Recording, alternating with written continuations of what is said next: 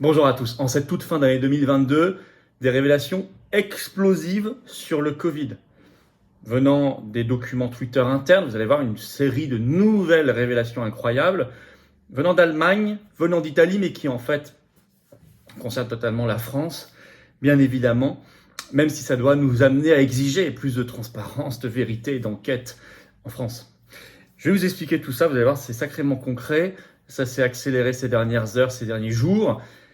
Et c'est très bien, il faut qu'on sache. Vous savez, on est dans une période, je vous l'ai dit depuis quelques mois, là, qui est dans une ère de révélation et une ère de vérité. C'est une ère de vérité qui est en train de se dessiner sous nos yeux. Et nous, parce que nous travaillons. Ça vient pas, ça tombe pas comme ça du ciel, par hasard. C'est parce qu'il y a un travail acharné de recherche, d'exigence de la vérité de la part de la résistance. Et nous allons continuer et accélérer, évidemment, en 2023. D'ailleurs, on en parlera en direct de ça et du reste de l'actualité nationale, mondiale, brûlante, ce vendredi 30 décembre, dès 19h en direct sur cette chaîne. Soyez au rendez-vous, faites venir du monde. Je prendrai également, bien sûr, vos questions, un maximum de vos questions en direct. Ça, c'est important pour moi, ce vendredi 30 décembre, dès 19h sur cette chaîne, notre rendez-vous hebdomadaire. Et puis, d'ici là, pensez à vous abonner à la chaîne, cette chaîne YouTube, petit bouton en dessous, vous cliquez s'abonner, c'est gratuit, c'est instantané. Encore une fois, je sais que des gens regardent et se disent, m'entendent le dire tous les jours et ne le font pas. Faites comme vous voulez, je vous remercie déjà d'être devant cette vidéo, c'est déjà très très bien. Mais si vous le faites, je vous assure que vous facilitez notre travail, mon travail, parce que vous donnez mécaniquement plus de visibilité à ces vidéos auprès de gens qui ne nous connaissent pas encore. Et c'est quand même objectivement le but, si on veut s'en sortir collectivement. Merci beaucoup à ceux qui se sont abonnés récemment à la chaîne et à ceux qui vont le faire dans les minutes qui viennent. Je vous attends, patriotes. Allez, je vous attends. Adhérez ou reprenez votre adhésion annuelle en cette fin d'année aux Patriotes. Faites-vous ce cadeau de Noël ou faites-le à quelqu'un. Pour nous, nos enfants, nos petits-enfants, on se bat contre l'oligarchie. Que ce soit en métropole, outre-mer ou à l'étranger, on est présent partout. Et dès que vous êtes adhérent ou réadhérent aux Patriotes, vous êtes mis en relation avec des gens qui pensent comme vous près de chez vous. C'est quand même formidable.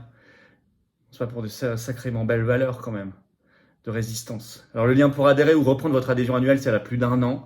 C'est le premier lien, c'est le même. C'est le premier lien sous la vidéo en description. Vous le trouverez également en commentaire épinglé et dans les dernières secondes de la vidéo en cliquant sur votre écran. Sous la vidéo en description, le deuxième lien juste en dessous que vous trouverez, ce sera pour faire un don de soutien aux Patriotes.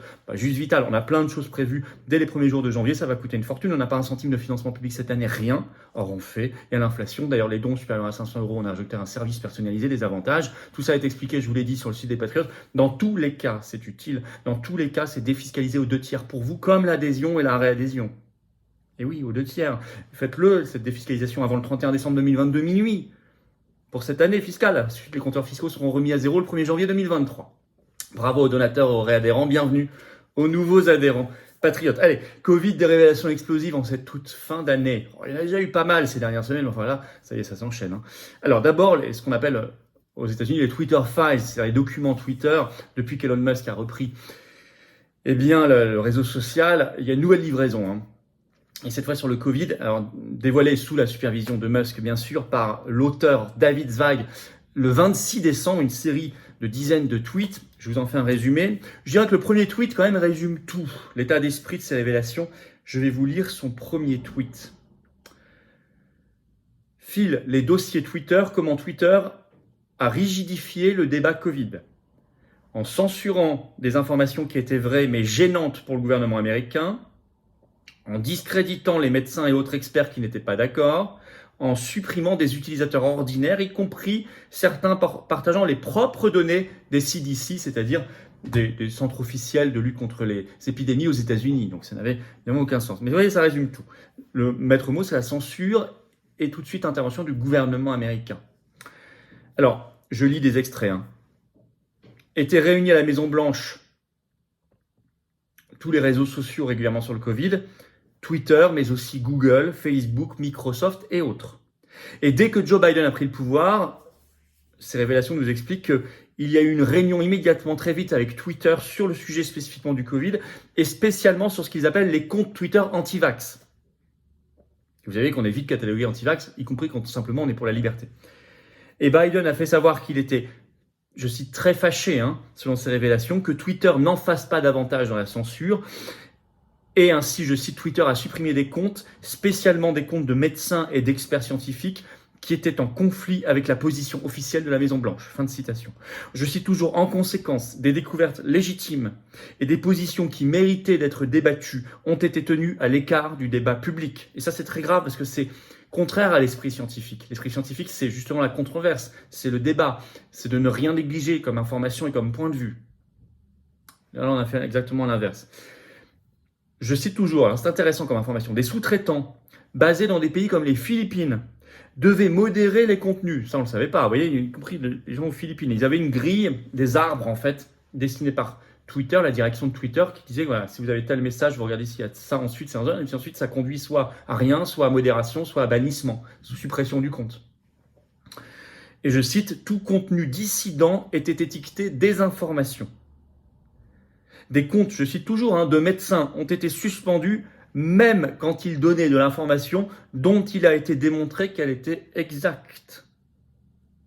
D'ailleurs, à ce moment-là a été fait, on ne le savait pas non plus, un audit interne à Twitter qui a montré que seule une suspension sur 5 de comptes était valide, y compris avec les propres règles de Twitter. 1 sur 5 seulement.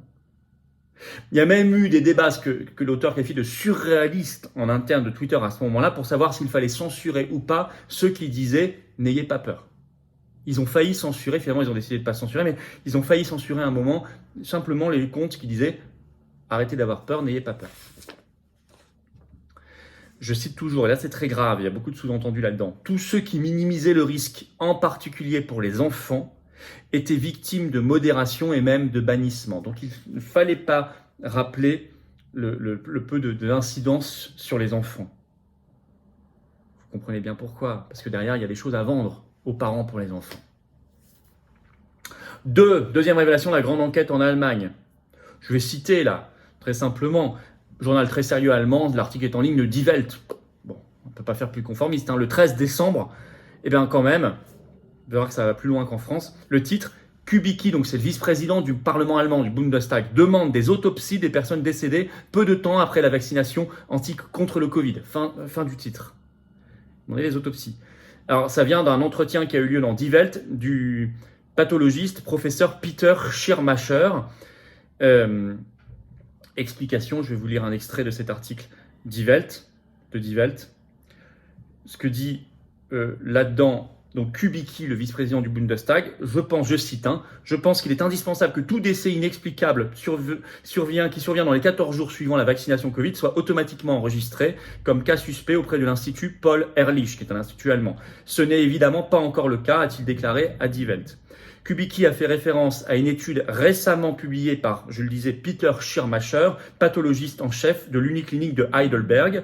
Schirmacher et son équipe avaient découvert, je cite toujours, que chez 30% des personnes qu'ils ont examinées, décédées peu de temps après l'injection Covid, la même injection était la cause de la mort. Fin de citation de Die Welt.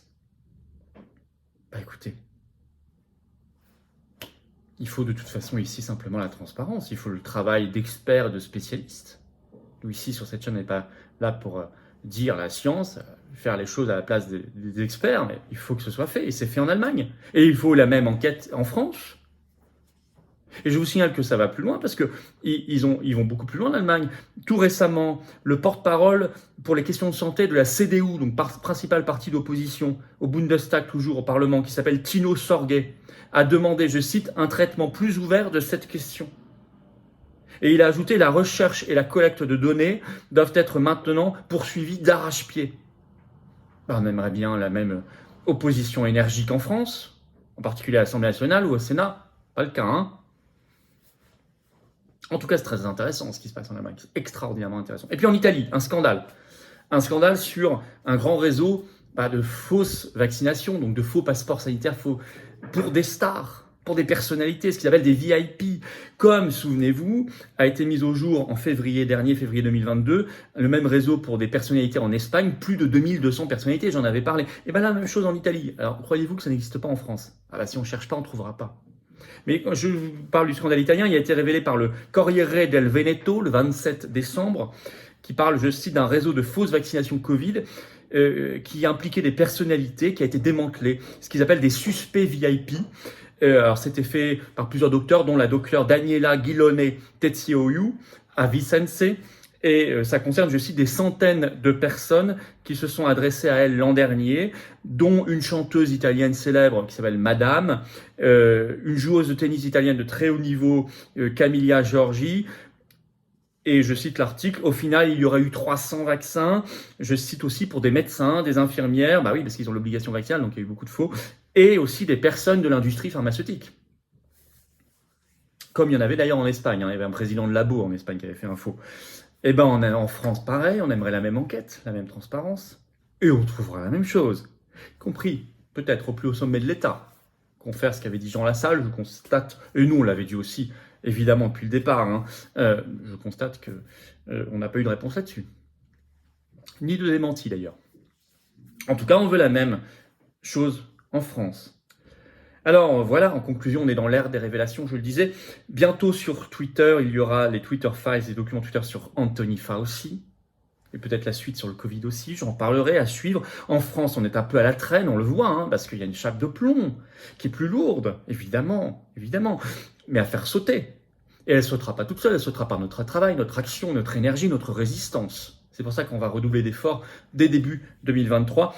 Faites circuler en tout cas, si vous voulez bien cette vidéo, ces informations, et abonnez-vous pour cela à la chaîne. Un petit bouton s'abonner, vous cliquez dessus, c'est gratuit, c'est instantané, c'est un dixième de seconde. Et mécaniquement, par les algorithmes YouTube, vous ferez mieux voir et mieux circuler ces vidéos, et notamment celle-ci.